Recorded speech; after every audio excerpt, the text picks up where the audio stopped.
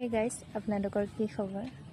আমাৰ এয়া আপোনালোক সকলোৱে জানে দুদিনমান আগত যি ডাঙৰ বানপানী হৈ গৈছে, কিমান মানুহৰ ক্ষতি হৈছে, কি ক'ম একো ভাবিয়ে পোৱা নাই। মানে সেইদিনা ইমান ডাঙৰ বানপানীত মানে ঘৰৰ ভিতৰত এডিঙিলৈকে পানী হৈছিলে। মানে মানুহ কেনেকৈ থাকিম একো ভাবি নোপোৱা আছিলে। মানে ওচৰৰ মানুহ এঘৰ চৰ্টৰ ওপৰত গৈ আছিলোঁ। মানে জীৱ জন্তু বা হেৰি বুলিবলৈ একোৱেই নাই।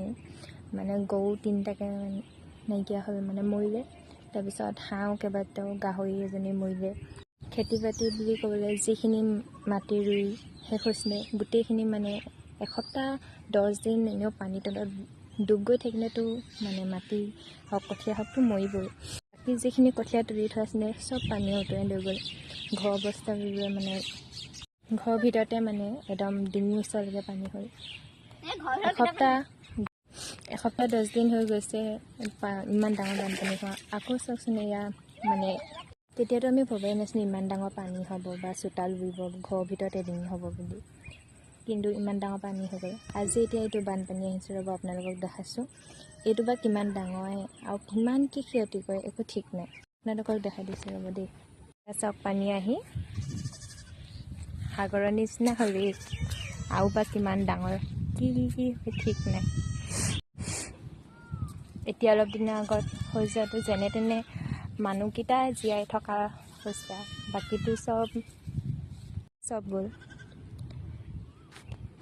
চাওক ভঁৰালত খাবৰ কাৰণে যিখিনি ধান মানে এবছৰ কাৰণে থোৱা হয়, সেইদিনাই পানীত মানে চব তিতি বুৰি কঠীয়া ওলালে।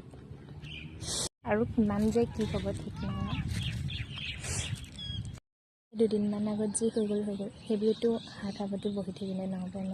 যিমানখিনি আগতীয়া নষ্ট হৈ গ'ল, মানে ৰোৱা মাটিখিনি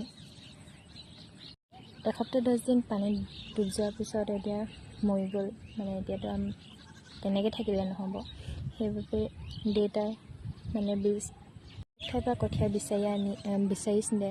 মানে উটি যোৱাখিনি উটি গ'লতো এনেকৈতো পৰি থাকিলে নহ'ব ন। এইকেইদিনা পানী শুকোৱা দেখি দেউতাই কঠীয়া বিচাৰি আনিলে আজি, মানে ৰুবৰ কাৰণে।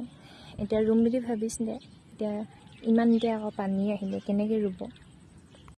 মানে এটা শেষ নহয় আকৌ এটা আহিয়ে পায়।